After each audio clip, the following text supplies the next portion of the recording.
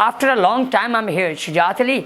और आज हम क्या सीखने जा रहे हैं? आज हम unit number 11 rule number 11 start करने जा रहे हैं। जो ये एक सीरीज़ मैंने चलाई है, जो सीरीज़ आपको एक्सपर्ट बनाने की सीरीज़ है।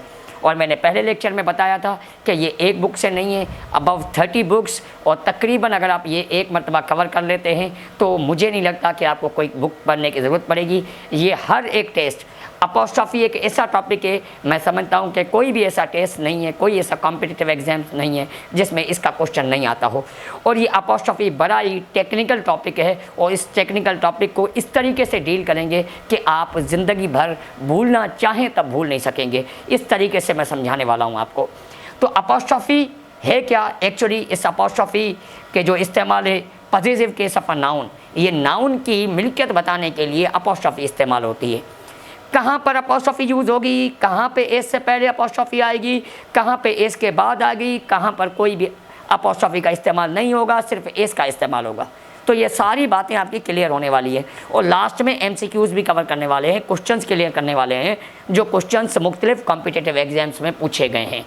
ठीक है, तो अगर आप हमारे चैनल पर नए हैं तो जल्दी से चैनल को सब्सक्राइब कर दें, वीडियो को लाइक कर दें, वीडियो को शेयर कर दें, ताकि ज़्यादा से ज़्यादा लोग इसका फ़ायदा उठाएँ।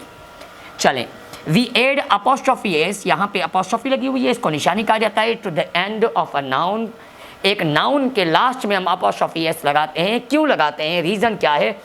ए नाउन फ्रेज या नाउन फ्रेज के लास्ट में लगाते हैं to express a number of relationships, बहुत सारे ताल्लुकात ज़ाहिर करने के लिए। अब relationships as well as position या मिल्कियत, या रिलेशन ज़ाहिर करेगा या मिल्कियत ज़ाहिर करेगा। अब यहाँ पर कैसे, अब यहाँ पर एग्जांपल देखते हैं कि क्या अपोस्ट्रॉफी हम बचपन से पढ़ते आए हैं कि सिर्फ मिल्कियत ज़ाहिर करती है? नहीं भाई, सिर्फ मिल्कियत ज़ाहिर नहीं करती। आगे देखते हैं कि क्या है। पोजीशन को तो ज़ाहिर, जैसे शुजात बुक, शुजात की किताब। अब शुजात की किताब, यहाँ पे अपोस्ट्रॉफी एस, यहाँ पर तो मिल्कियत शो कर रहा है, लेकिन हमेशा मिल्कियत ज़ाहिर करे ये ज़रूरी नहीं है। ये देखें, फैमिली रिलेशनशिप, जब आप फैमिली रिलेशनशिप बताते हैं वहाँ पर भी अपोस्ट्रॉफी एस लगा सकते हैं। जैसे सुनील्स कज़न। एक और क्वेश्चन हो गया, पार्ट्स ऑफ द बॉडी, अगर जिस्म का कोई हिस्से की बात कर रहे हैं तो वहाँ पे भी आप अपोस्ट्रॉफी लगा सकते हैं। द पेशेंट्स लेग, मतलब पेशेंट की लेग, तो यहाँ पर देखें ये मिल्कियत नहीं है। आगे देखते हैं, क्रिएशन, किसी बंदे ने कोई चीज़ बनाई, उसकी क्रिएशन बताने के लिए भी हम अपोस्ट्रॉफी एस लगा सकते हैं। जैसे आइंस्टाइन्स थ्योरी, तो आइंस्टाइन्स थ्योरी, तो यहाँ पर देखें, हालांकि आइंस्टाइन थ्योरी का मालिक नहीं है, लेकिन फिर भी क्योंकि उसकी अपनी क्रिएशन है, क्रिएशन को ज़ाहिर करने के लिए भी हम अपोस्ट्रॉफी इस्तेमाल करते हैं। प्लेसेस, जगह को ज़ाहिर करने के लिए, जैसे Asia's largest capital cities, Asia के बड़े से बड़े जो हैं कैपिटल सिटीज़। टाइम, टाइम को ज़ाहिर करने के लिए इस्तेमाल होता है। एक मशहूर जुमला है, मशहूर कोटेशन लिखी थी, मुझे याद आ रही है, हाँ, आज की तकलीफ़ें कल के बर्बाद किए हुए मुस्तकबिल से बेहतर हैं। Today's difficulties are better than tomorrow's best for future. Tomorrow's, अब यहाँ अपोस्ट्रॉफी एस लग रहा है, टुडेज़ के भी साथ भी, टुमारो के साथ भी, क्योंकि टाइम ज़ाहिर कर रहे हैं।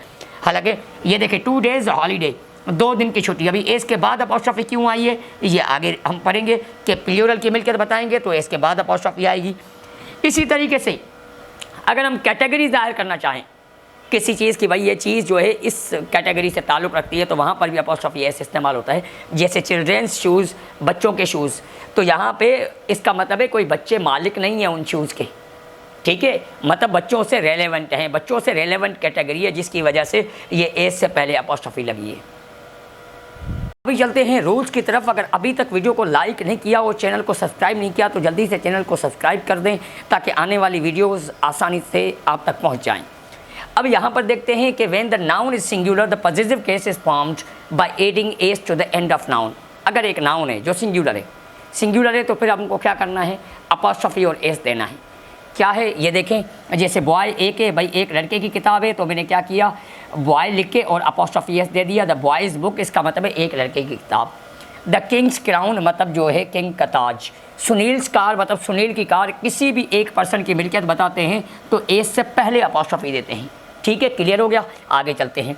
The letter s is omitted in a few words, कुछ अल्फाज ऐसे हैं जिसमें एस जो है वो ओमिट हो जाता है, सिर्फ अपोस्ट्रॉफी इस्तेमाल करते हैं। वजह, चूँकि जो एस वाली आवाज़ है पहले ही आ रही होती है, मतलब हिसिंग साउंड, एस की आवाज़ क्या है, ये हिसिंग साउंड है, तो ये साउंड पहले से मौजूद है तो दोबारा दो हिसिंग साउंड एक साथ नहीं आ सकते, जिसकी वजह से सिर्फ अपॉस्ट्रोफी लगेगी, एस जो है वो नहीं लगेगा। किस तरीके से? The letter s is omitted in a few words where too many hissing sounds would come together. जब हिसिंग साउंड साथ आ जाएं, जैसे कॉन्शियंस, अभी कॉन्शियंसिस तो नहीं होगा, तो इसीलिए कॉन्शियंस सेक, तो सिर्फ इसमें अपॉस्ट्रोफी लगेगी। फॉर गुडनेस सेक, अच्छाई की खातिर।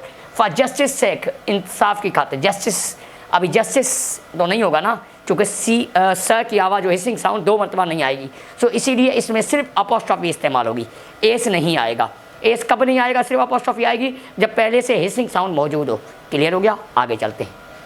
When the noun is plural, जब एक नाउन प्लूरल है, अभी सिंगुलर नहीं है, प्लूरल हो, एंड एंड्स इन एस, और एस पे ही एंड हो रहा है, मतलब प्लूरल ही एस लगाने से हो रहा है, तो फिर आप क्या करेंगे? The possessive case is found by adding only an apostrophe. तो फिर अपॉस्ट्रोफी एस लगेगा कैसे? एस पहले से मौजूद है, फिर क्या लगाएंगे? सिर्फ और सिर्फ हम यूज़ क्या करेंगे? अपॉस्ट्रोफी ऐड करेंगे। कैसे? बॉयज़ स्कूल, अब इसका मतलब क्या है? लड़कों का स्कूल। यहाँ पे क्या था? एस से पहले अपॉस्ट्रोफी थी, यहाँ पे क्या है? एस के बाद। जब हम प्लूरल की मिल्कियत बताएंगे तो एस के बाद अपॉस्ट्रोफी देंगे। अगर एस लगाने से ही प्लूरल बन रहा है तो बॉयज़ स्कूल, गर्ल्स स्कूल, तो एस के बाद अपॉस्ट्रोफी आई, मतलब लड़कियों का स्कूल, हॉर्सेस टेल्स, ठीक है। तो यहाँ पर देखिए एस के बाद अपॉस्ट्रोफी है। क्लियर? सिंगुलर की मिल्कियत बताएं तो एस से पहले अपॉस्ट्रोफी, प्लूरल की मिल्कियत बताएं तो एस लगा के बाद में जस्ट अपॉस्ट्रोफी आएगी। क्लियर हो गया? आगे चलते हैं। When the noun is plural but does not end in s, भाई कुछ ऐसे प्लूरल होते हैं जो एस पे ख़त्म ही नहीं होते, फिर उनका क्या करें? भाई बहुत सारे, एक तो रेगुलर हुए, दो किस्म के प्लूरल हैं, आसानी से समझ लें। एक वो होते हैं जो एस पे ख़त्म होते हैं, उनको कहा जाता है regular, boy boys, girl girls. Clear हो गया? लेकिन कुछ होते हैं इरेगुलर जो एस लगाने पे ख़त्म नहीं होते, जैसे MAN, एक आदमी ज़्यादा हो गए, MEN, वोमेन वेमन, चाइल्ड चिल्ड्रन, तो ये क्या है? इरेगुलर प्लूरल हैं। अभी रेगुलर का क्या रूल है कि सिंगुलर की मिल्कियत बताओ, एस से पहले अपॉस्ट्रोफी, प्लूरल की मिल्कियत बताओ तो एस के बाद अपॉस्ट्रोफी। यहाँ पर क्या था? बॉयज़, एस से पहले अपॉस्ट्रोफी, ये एस के बाद अपॉस्ट्रोफी। ये क्या है? दोनों वर्ड क्या है? रेगुलर है, क्योंकि एस लगाने से प्लूरल हो रहा है। लेकिन जो चाइल्ड है, वोमेन है, मैन है, ये इसी तरीके से नहीं है। क्यों नहीं है? क्योंकि ये इरेगुलर है। इरेगुलर चाहे सिंगुलर हो चाहे प्लूरल हो, उसमें हमेशा एस से पहले अपॉस्ट्रोफी आती है। और ये बात आपको ज़हन में रखनी है, ये कई टेस्ट में मैंने क्वेश्चंस देखे हैं। यहाँ पर देखें, मेंस क्लब, मेंस क्लब, अभी अगर MAN भी होता ना तभी भी एस से पहले अपॉस्ट्रोफी, क्योंकि इरेगुलर है। इरेगुलर में चाहे सिंगुलर हो चाहे प्लूरल हो, एस से पहले अपॉस्ट्रोफी आएगी। मेंस क्लब, वेमेंस हैं तो ज़्यादा, लेकिन एस से पहले अपॉस्ट्रोफी। चिल्ड्रेंस शूज़, तो एस से पहले अपॉस्ट्रोफी आएगी। और ये ऐसा क्वेश्चन है जो कई टेस्ट में आ चुका है, ये याद रखना है। चिल्ड्रेंस, एस से पहले अपॉस्ट्रोफी आएगी। वेमेंस, चाहे WOMAN होता तभी भी एस से पहले अपॉस्ट्रोफी, MEN हो गया तभी भी, क्योंकि चाहे इरेगुलर सिंगुलर हो चाहे प्लूरल हो, एस से पहले ही अपॉस्ट्रोफी आएगी, ये याद रखना है। आगे चलते हैं। When two nouns are in apposition, apposition किसे कहा जाता है? मतलब ऐसे दो नाउन जो एक दूसरे को बयान कर रहे हो, जैसे माई captain Asad is coming, my captain Asad is coming. अभी माई कैप्टन कौन है? असद है। असद कौन है? माई कैप्टन है। तो दोनों एक दूसरे को डिस्क्राइब कर रहे हैं। जब ऐसे दो नाउन जो एक दूसरे को डिस्क्राइब कर रहे हो तो इसको कहा जाता है नाउन इन अपोजिशन। आगे देखते हैं, नाउन इन अपोजिशन में अपॉस्ट्रोफी कहाँ पे लगानी है ये देखना है। ये देखें, when the two nouns are in apposition the possessive sign is put to the latter only, मतलब जो बाद में आएगा सिर्फ अपॉस्ट्रोफी उसके साथ लगेगी। जैसे ये मेरे टीचर जाहिद की कार है, क्या कहेंगे? It is my teachers Zahid car, दो बार आएगी, सिर्फ सेकंड वन पहले के साथ नहीं लगेगा। It is my teacher, teacher ही लिखेंगे, ऐसे नहीं कहेंगे माई टीचर्स। जब अपोजिशन हो जो सेकंड वर्ड आएगा उस सेकंड वर्ड किससे पहले अपॉस्ट्रोफी लगेगी, मतलब एस पोजीशन उसकी जाहिर करेंगे। अभी हम चलते हैं नेक्स्ट पॉइंट पर। नेक्स्ट पॉइंट पे क्या है? When the title consist of several words, एक बंदे का टाइटल है जिसमें बहुत सारे वर्ड्स आ जाते हैं, एक से ज़्यादा वर्ड आ जाते हैं, तो अभी अपॉस्ट्रोफी कहाँ लगाएं? पहले वर्ड के साथ, दूसरे के साथ या तीसरे के साथ? तो भाई रूल क्या कहता है? The possessive sign is attached only to the last word. तो फिर पॉसेसिव साइन जो आपको लगानी है अपॉस्ट्रोफी एस, तो वो सिर्फ लास्ट वाले के साथ लगानी है। कैसे? The prime minister of Pakistan visit, इसी तरीके से। यहाँ पर देखते हैं नेक्स्ट रूल क्या कहता है। नेक्स्ट रूल बहुत ही इंपॉर्टेंट रूल है, ये याद रखें। When two nouns are closely connected, दो ऐसे नाउन है जो दो कनेक्टेड है, दो नाउन कनेक्टेड है, the positive sign is put to the latter, तो पॉजिटिव साइन किसके साथ लगेगी? बाद वाले के साथ। अब ये रूल मैं अपने अल्फाजों में बता दूं तो आसानी से क्लियर हो जाए, बिल्कुल ईजी है ये रूल है। फॉर एग्जांपल एक चीज़ है जिसके दो मालिक हैं, फॉर एग्जांपल ये मार्कर है, ऐसी चीज़ है जिसके दो मालिक हो सकते हैं। फॉर एग्जांपल घर है, घर के दो मालिक हो सकते हैं नहीं? हाँ ये हो सकते हैं। फॉर एग्जांपल आधे पैसे वो घर ले लिया 32 लाख में, तो भाई 16 लाख मैंने दे दिए, 16 लाख सुनील ने दे दिए। तो अभी यहाँ पर मीन्स घर के दो मालिक हो सकते हैं। अभी क्या कहा जाएगा बाद में कि भाई ये शुजात और सुनील का घर है, इंग्लिश क्या बनेगी? It is Shujat and Sunil's house. बात समझ में आ रही है? क्योंकि चीज़ एक को मालिक दो हों तो सिर्फ सेकंड जो ऑनर होगा सिर्फ उसके साथ अपॉस्ट्रोफी आएगी, लेकिन बशर्त चीज़ ऐसी हो जिसके दो मालिक हो सकते हों। मार्कर है, दो मालिक हो सकते हैं, भाई चेयर है, दो मालिक हो सकते हैं। तो मीन्स ऐसी चीज़ें जिसके दो मालिक हो सकते हों, भाई घर के दो मालिक हो सकते हैं। तो फिर क्या होगा? आकिब एंड आतिफ हाउस, तो सेकंड वर्ड के साथ apostrophe. William and Mary's reign, William और मैरी की हुकूमत, तो कुछ इलाकों में मैरी की हुकूमत थी, कुछ इलाकों में मतलब दोनों की साथ में हुकूमत थी, जिसकी वजह से रेन आ गई। ठीक है, रेन का मतलब है हुकूमत। आगे देखते हैं, ये बिल्कुल रूल इसके अगेंस्ट है। Each of the two or more connected nouns implying a separate position must take the position sign both. क्या कह रहा है ये कह रहा है कि अगर दो ऐसे नाउन्स हों, ऐसी चीज़ का नाम हो जिसका ऑनर एक वक्त में एक ही हो सकता है, मतलब दो मालिक नहीं हो सकते। फॉर एग्जांपल कैसे? भाई ये राइटिंग है, इसमें यहाँ तक लिखा है मैंने, यहाँ तक लिखा है सुनील ने। अभी मैं आपसे कहूँ कि ये शुजात और सुनील की राइटिंग है, तो इसमें जो सुनील ने लिखा होगा वो अलग होगा, शुजात ने जो लिखा होगा वो अलग होगा। मीन्स राइटिंग एक वक्त में एक बंदे की ही हो सकती है। तो भाई क्या कहेंगे? It is Shujat's and Sunil's writing. तो फिर दोनों के साथ अपॉस्ट्रोफी लगानी पड़ेगी। कैसे? इकबाल्स एंड रूमीज़ पोइट्री, तो इकबाल और रूमी की पोइट्री, जो रूमी की पोइट्री होगी वो इकबाल की नहीं होगी, जो इकबाल की होगी वो रूमी की पोइट्री नहीं होगी, जिसकी वजह से दोनों के साथ अपॉस्ट्रोफी आएगी। जैसे भाई गोल्डस्मिथ्स एंड कॉपर्स पोम्स, जो पोम्स कॉपर्स के होंगे वो गोल्डस्मिथ के नहीं होंगे, जो गोल्डस्मिथ के होंगे वो कॉपर के नहीं होंगे। मतलब ये ऐसी चीज़ है जिसका मालिक एक वक्त में एक ही हो सकता है। तो ऐसी चीज़ों के साथ दोनों बंदों के साथ अपॉस्ट्रोफी लगेगी। नोट करें, पहला था आकिब एंड आतिफ हाउस, क्योंकि हाउस के दो मालिक हो सकते हैं, तो सेकंड ऑनर के साथ अपॉस्ट्रोफी। लेकिन ऐसी चीज़ जिसके एक वक्त में एक ही ऑनर हो सकता है और दो नाम लिखे हों तो दोनों के साथ अपॉस्ट्रोफी लगेगी। आगे देखते हैं। The possessive case is now used chiefly with the names of living beings। आजकल क्या है कि पॉजिटिव केस जो अपॉस्ट्रोफी एस है वो सिर्फ लिविंग बीइंग के साथ लगता है, नॉन लिविंग चीज़ों के साथ नहीं लगता। लेकिन कुछ एक्सेप्शन से वो आगे पढ़ने जा रहे हैं हम। लेकिन लिविंग बीइंग के साथ मतलब ऐसी चीज़ें जो मालिक हो सकती हों। फॉर एग्जांपल यहाँ पे देखते हैं, जैसे यहाँ the governors bodyguard, the Lions man, तो ये देखें द लायन भी क्या है, ये अपना लिविंग बीइंग है, गवर्नर भी क्या है, लिविंग बीइंग है। लेकिन नॉन लिविंग के साथ अपॉस्ट्रोफी नहीं लगेगी। अभी ये बात ज़हन में करनी है आपको। फॉर एग्जांपल अगर मैं कोई बंदा ये कह दे द टेबल्स लेग, भाई लेग टेबल की जो टांग, लेग टेबल मालिक तो नहीं हो सकता लेग का, जिसकी वजह से टेबल्स लेग ये गलत है। तो इसके बदले में हमें क्या कहना चाहिए? अगर नॉन लिविंग की पोजीशन बतानी है तो हम लगाएंगे of, the leg of table, ये करेक्ट है। The tables leg that would be considered wrong. The cover of the book, अगर मैं बोल दूं बुक्स कवर, किताब कोई कवर का मालिक हो सकता है? नहीं हो सकता। इट मीन्स इसीलिए हम कहेंगे क्या? The cover of the book. The positive sign is also used with the nouns denoting time. ऐसे अल्फाज जो वक्त को ज़ाहिर करें या स्पेस को ज़ाहिर करें, डिस्टेंस को ज़ाहिर करें, वज़न को, वेट को ज़ाहिर करें, तो ऐसे नाउन्स के साथ भी अपॉस्ट्रोफी एस यूज होता है।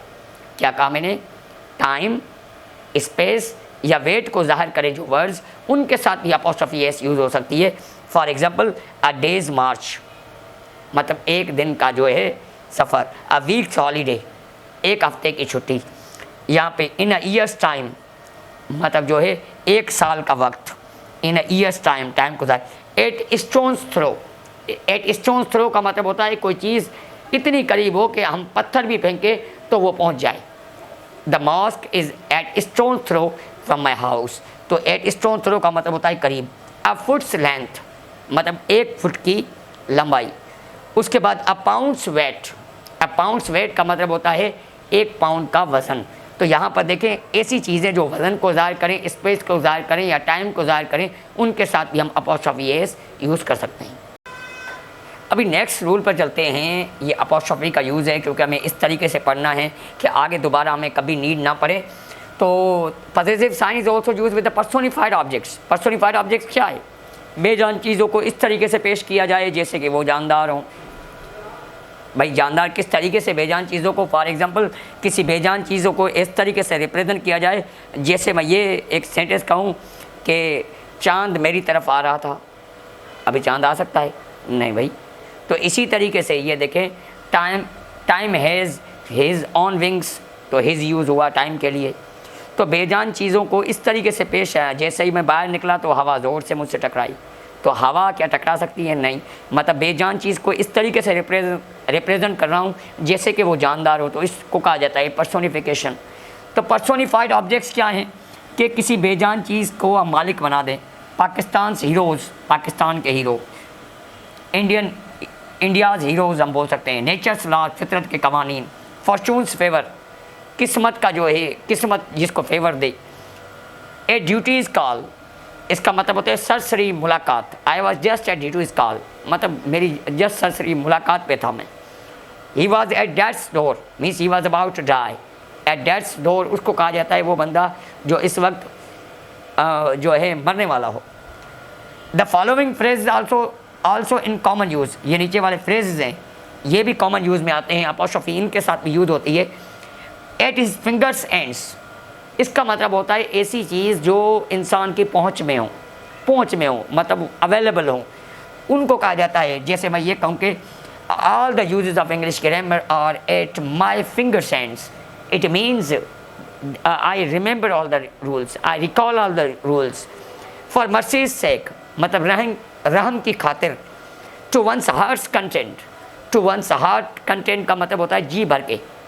ठीक है, we I talked to my heart's content, to my heart's content, जी भर के। तो यहाँ पर देखें,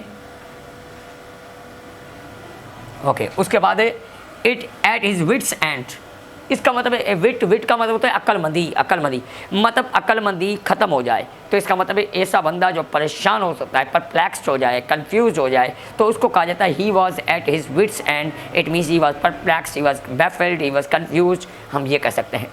अब बोट्स क्रू, बोट को चलाने वाले जो होते हैं उसको कहा जाता है क्रू। जो मछली मारने वालों का ग्रुप जो होता है सेलर्स, ग्रुप ऑफ सेलर्स को भी क्रू कहा जाता है। अब बोट्स क्रू, तो हालांकि बोट क्रू की मालिक नहीं है, लेकिन ये एक कॉमन फ्रेजेस हैं जो यूज़ होते हैं। ये मोस्टली पूछे जाते हैं मुख्तलिफ टेस्ट में। The positive case of a proper noun of a noun, कोई भी प्रॉपर नाउन हो या कोई और भी कॉमन नाउन हो सकता है। अभी कह रहा है कि उसके साथ अगर उसका हम ट्रेड ज़ाहिर कर रहे हैं कि वो किस चीज़ का ट्रेड करता है या कौन सा प्रोफेशन है उसका या कौन सा रिलेशनशिप है, may be use to denote a building, तो वो अपॉस्ट्रोफी एस फिर क्या ज़ाहिर करेगी कि उसकी बिल्डिंग को ज़ाहिर करेगी, या प्लेस ऑफ बिजनेस के वो बिज़नेस कहाँ पे कर रहा है, इसको ज़ाहिर करने के लिए अपॉस्ट्रोफी एस। आगे कभी कभार नाउन जो है वो ओमिट हो जाता है, लेकिन वो लिखते हैं तो हमें पता चल जाता है कि किसकी बात हो रही है। फॉर एग्ज़ाम्पल अगर हम ये देखें, जैसे चर्च को ज़ाहिर कर सकता है, हाउस को, स्कूल को, कॉलेज को, शॉप को, हॉस्पिटल को, थिएटर को ज़ाहिर कर सकता है। He has gone to baker's, he has gone to baker's का मतलब क्या है? बेकर मतलब बेकर्स शॉप, समझ में आ रही है? तो यहाँ पर सेंटेंस रुक सकता है। बेकर्स का मतलब क्या है? Baker's shop. इसी तरीके से tonight I am dining at my uncle's, tonight I'm dining at my uncle's. To my uncle's means my uncle's house, because here apostrophe shows the house of uncle. Okay. उसके बाद he was educated at S.T. John's. He was educated at S.T. John's. S.T. John's क्या है? Means S.T. John College. तो ये college को ज़ाहिर कर रहा है। और लास्ट और इम्पॉर्टेंट यूज़ है, इसके बाद भी एक दो यूज़ रहते हैं वो मोस्ट इम्पॉर्टेंट रहते हैं। जस्ट जल्दी घुमाने की कोशिश करूंगा और कोशिश करूंगा कि सही तरीके से समझ में भी आ जाए। Apostrophe is also use to form the plural of letters, numbers and symbols. क्या आपको पता है कि अपॉस्ट्रोफी जमा बनाने के लिए, प्लूरल बनाने के लिए भी इस्तेमाल होती है? कि ना हम तो पर क्या है, प्लूरल बनाने के लिए एस लगता है, नहीं भाई। अगर हम नंबर का प्लूरल बनाएं, लेटर का प्लूरल बनाएं या किसी सिंबल का प्लूरल बनाएं तो फिर हम क्या लगाएंगे, क्या यूज़ करेंगे, अपॉस्ट्रोफी एस यूज़ करेंगे।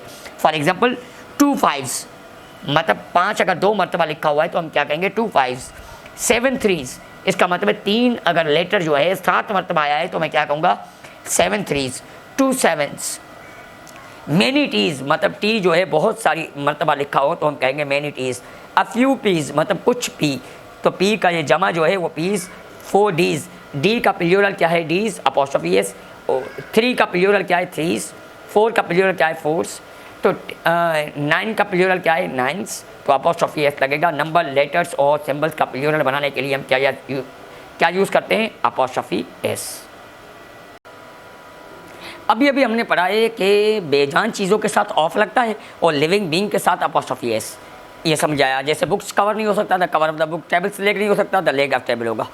लेकिन कहीं कहीं पर क्या होता है, ये रूल क्या कराए, sometimes a noun in the positive case is a different meaning from a noun use with the preposition of. कह रहा है कुछ नाउन ऐसे हैं उनके साथ अपॉस्ट्रोफी लगाएंगे तो मीनिंग चेंज हो जाएगी और ऑफ लगाएंगे तो मीनिंग चेंज होगी। कैसे, अब यहाँ पर सेंटेंस लिखा हुआ है the prime minister's reception in Islamabad. Prime minister's reception in Islamabad, इसका मतलब है ये रिसेप्शन किसने की है, प्राइम मिनिस्टर ने दी है। इसका मतलब है कोई और बंदा आया है जिसको रिसेप्शन दी है, किसने, प्राइम मिनिस्टर ने। For example means a reception held by the prime minister. अगर इसके साथ हम अपॉस्ट्रोफी यूज़ करेंगे तो ये हो जाएगा। इसका मतलब ये नहीं बनेगा कि प्राइम मिनिस्टर को रिसेप्शन मिली। अगर हम ऐसे मीनिंग निकालें तो फिर क्या कहेंगे, the reception of prime minister in Islamabad. अभी इसका मतलब क्या बन जाएगा, मीन्स लोगों ने जो है रिसीव किया प्राइम मिनिस्टर को, ठीक है। Means the manner in which people welcomed him when he entered Islamabad. जब इस्लामाबाद में दाखिल हुए तो जिस तरीके से उसको वेलकम किया गया, तो उसको कैसे बयान किया जाएगा, the reception of prime minister in Islamabad. लेकिन प्राइम मिनिस्टर ने किसी को रिसीव किया तो फिर कहेंगे the prime minister's reception in Islamabad. ठीक है, आगे चलते हैं। Apostrophe is also use to show omission of letters. कुछ लेटर्स हैं, कुछ लेटर्स को काट के डिलीट करके हम जो अपॉस्ट्रोफी लगा देते हैं ओमिट करने के लिए, जिनको कहा जाता है कॉन्ट्रैक्शंस, मतलब कॉन्ट्रैक्टेड फॉर्म, शॉर्ट फॉर्म्स। हालांकि शॉर्ट फॉर्म्स जो होते हैं वो इनफॉर्मल लैंग्वेज में यूज होते हैं या स्पीकिंग में यूज होते हैं। इनफॉर्मल राइटिंग जो लिखते हैं, मतलब दोस्त को खत लिख लिया उसमें लिख सकते हैं, लेकिन फॉर्मल राइटिंग में कॉन्ट्रैक्शंस यूज़ नहीं होती। जहाँ पे आप ऐसे लिखते हैं, प्रेसी लिखते हैं, तो इनमें आप ये अपॉस्ट्रोफी का इस्तेमाल, कॉमा का इस्तेमाल कई कैंडिडेट्स करते हैं, अपॉस्ट्रोफी का इस्तेमाल नहीं किया जाता, ये याद रहे। कॉमा का इस्तेमाल हो सकता है, ठीक है। तो अपॉस्ट्रोफी का इस्तेमाल मतलब कॉन्ट्रैक्शंस के लिए यूज़ नहीं हो सकता। Apostrophe is also use to show omission of letters, contractions, one or more letters are omitted. एक या एक से ज़्यादा लेटर्स जो हैं ओमिट होते हैं। Contractions are common only in speaking and informal writing. Informal writing में और स्पीकिंग में ये कॉन्ट्रैक्शंस कॉमन है। किस तरीके से, जैसे हम कहते हैं डोंट, भाई क्या कहेंगे डू नॉट को डोंट लिखेंगे, लेकिन डोंट अक्सर मैंने देखा है लोग लिखते हैं डोंट इस तरीके से, ऐसे लिखते हैं, ये गलत है। डोंट में जो वर्ड आप ओमिट कर रहे हैं उसके बदले में अपॉस्ट्रोफी आती है। ये देखिए डू नॉट, NOT आपने ओमिट किया है तो उसके बदले में अपॉस्ट्रोफी आ गई। जैसे हुज एट द डोर, मतलब who is at the door. Who's a mobile, मतलब हु हैज़ अ मोबाइल। तो ये हु जो है ये शॉर्ट फॉर्म दो की है, या हु इज़ की या हु हैज़ की, दोनों का हो सकता है। I'm means I am. He is के दो मतलब है, ही इज़ या he has. He'd, he would भी है, ही हैड भी है। पता कैसे चलेगा, आगे अगर थर्ड फॉर्म हो, he told me means he had told me.